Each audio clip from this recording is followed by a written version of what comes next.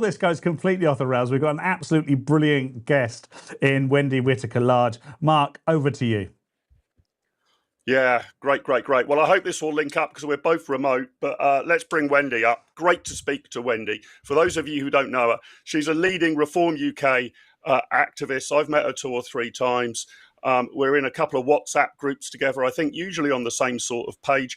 Wendy also runs the Reform UK podcast with a couple of others, and we'll make sure we put the link into that in the chat. So it's kind of, it's not an official party platform, but it's for people who are interested in what's going on in the Reform Party, its ups and downs, its travails and its triumphs. Wendy, how the very devil are you? Thanks for joining us.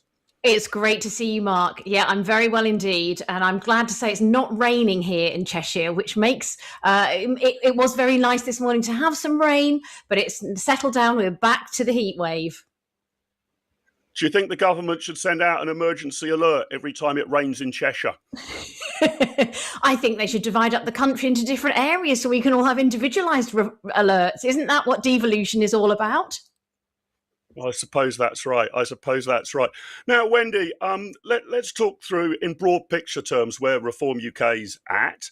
I, as you know, am very sympathetic to the enterprise and quite in awe of the enterprise, really. The party has built itself in terms of members, support, now a massive local government base since the last election. And if you look at the sort of spot price in the polls, forget the ups and downs, but I bet if 2 years ago you'd told reformers in 2026, in the summer of 2026, you'll be at about 25-26% in the opinion polls and have hundreds and hundreds and hundreds of local councillors, Reform UK members would have ripped your arm off for the progress that's been made, even though it's been a bit rollercoastery. But some folk are saying last few months, bit of a sticky patch, that the poll ratings have dipped 4, 5, 6% back into the mid-20s rather than the high 30s. Unbelievable levels of media scrutiny. And I think it would only be Reform UK's opponents who would say sort of the wheels have come off. But perhaps the Reform UK car has taken a kind of scratch or two, bit of a dent to the wing mirror. What do you think of how the last few months have gone for your party, Wendy? I certainly think it's been a challenge, and I certainly think that this is the evidence of a party which is in growth mode. You may have heard of the mantra forming, storming, norming and performing when it comes to a startup business. And I think we're still very much in the storming phase. That's partly from pressure from without, but it's also some storming issues from within, which we've perhaps seen over the last 24, 48 hours. And I think that's to be expected. I think if you have the growth in support, the growth in membership that we've had over the last 24 months, it's been enormous, bigger than ever any political party has had in history.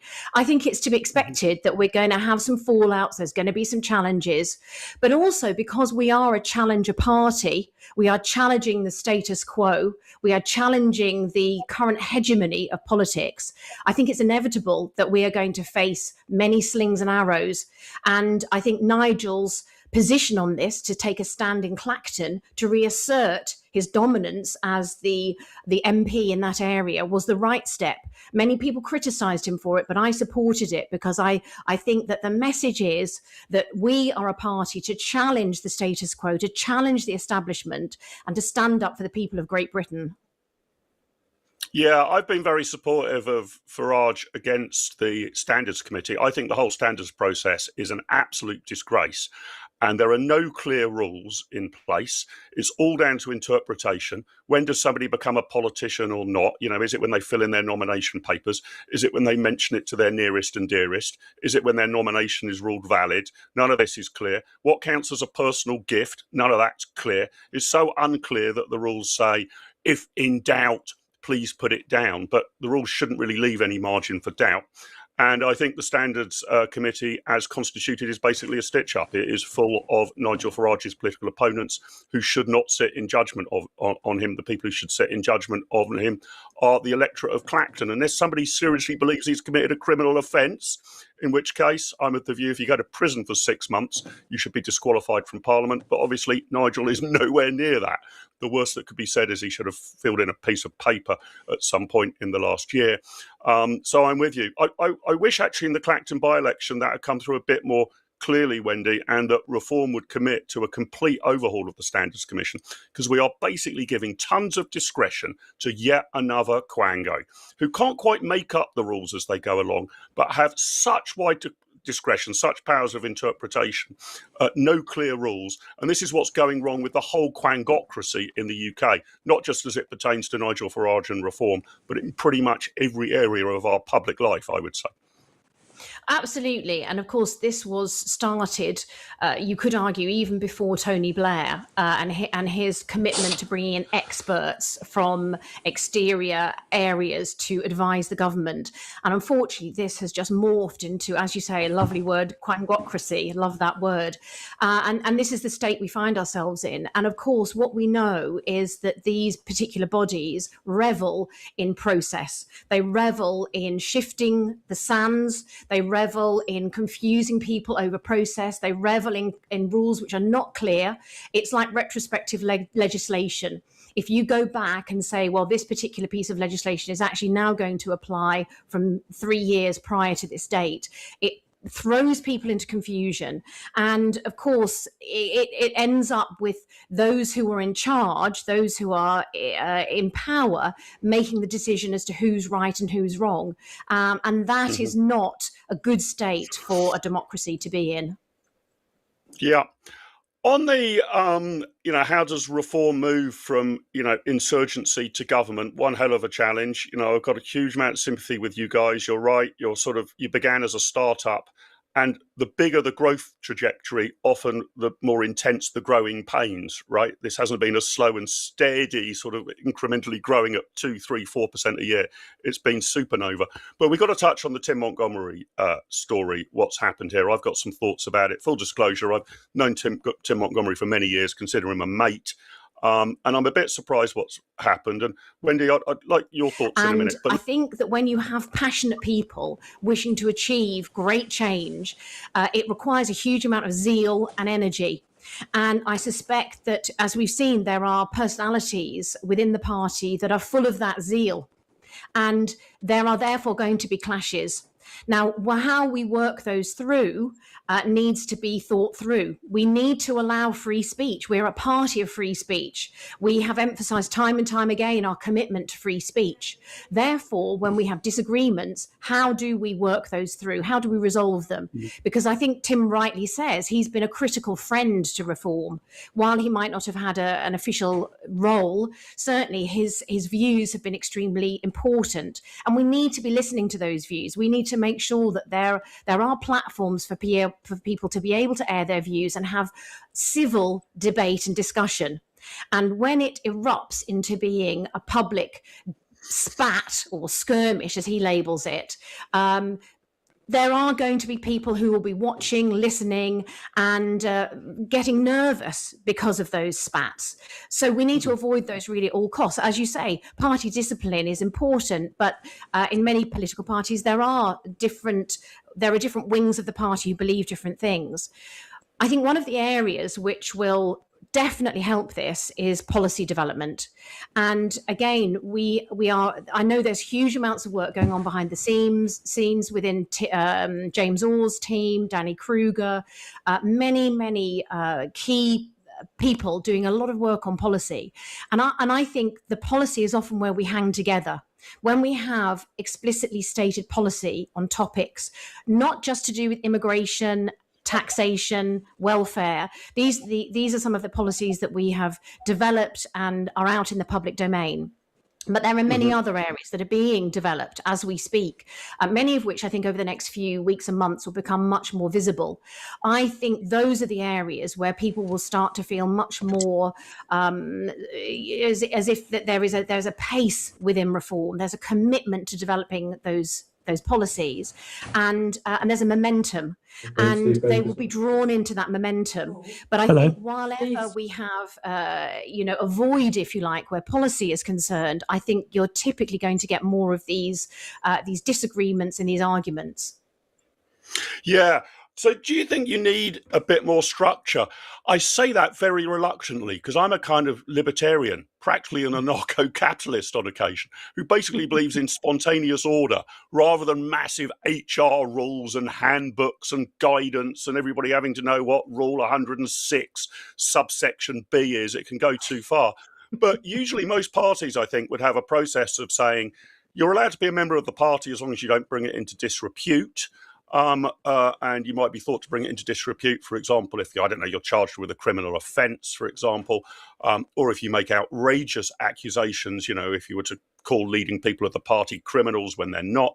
And you're also usually expected to have your values aligned with the party. Now, I know those are both vague rules, but I'm not even sure if they exist in reform. What would get you kicked out of the Tory party or the Labour party would be exactly that. You've either brought the party into disrepute or judgment is made that your values do not align with the party. So, for example, I assume if you are a Holocaust denier, Reform would not welcome your membership. Your values would not align. I'm not sure Reform have got those rules in place yet, right? And my kind of measure of success will be for Reform in its next step forward is when it can happily accommodate factions. And you're right on the policy thing, I think, Wendy, but Tim Montgomery's commentary and criticism and sort of journalism hasn't been so much about reform policy. It has been about the personalities. It has been, how do we think Nigel Farage as leader is doing? Is Zia Youssef, despite being a great media performer, sometimes a bit too out there, a bit too aggressive? You're going to get tons of commentary like that from journalists, some who will be reform sympathetic, and from reform members who will, might sort of say, I wish we saw a bit more of this person or a bit less of that person. It's kind of commentary on the tactics and progress of reform. And I think it's very difficult to shut that down within an open free speech party, isn't it? Well, you're always going to get personalities in politics. History is littered with people who are perhaps not the greatest politicians, but actually they have made a real impact because of their personality, because of their commitment to a particular cause or a particular style. And of course, Nigel has a very distinct personality, and you love him or you hate him for it. Many people have said he's a bit of a Marmite character, but equally there are some other very strong personalities within Reform. Zia Youssef is a very strong personality, but I would never wish to sit next to him in opposition on Question Time, for example, because he's brilliant. So I think you have to accept that in a party which is trying to really challenge the uniparty or challenge the current hegemony of politics, you're going to get a variety of personalities, many of whom have perhaps not had a lot of political experience. I think we've got to accept there's going to be people who have joined Reform who maybe haven't actually been in politics for very long. And so understanding that there are perhaps rules, there are expectations is something which they're going to have to learn. Now, I would like to challenge you, though, Mark, on the point that you make that Reform doesn't have these in place. Actually, they do. Perhaps 2 years ago that wasn't the case, but since then I know that if you sign up to become a member of Reform, you have to make an explicit statement of consent that you agree to the party rules, and you're asked a number of questions to check that you're not sort of mad, sad or bad. Well, you might actually be all three of those things, but that you're not going to be, embodying certain positions which are totally anathema to Reform. Even the vetting, for example, for candidates is very, very detailed and very thorough. I would say it's probably one of the most thorough vetting processes that any political party has currently. And actually, other political parties are going to have to look to Reform to see what we do for our vetting, because it's very deep, very wide, and very, very thorough. So I disagree with you that people don't have to sign up. I think there is, though, a dichotomy in a party where we have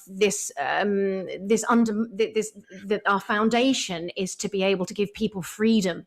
As you refer to, you're a libertarian. I very much sympathise with that position. I agree.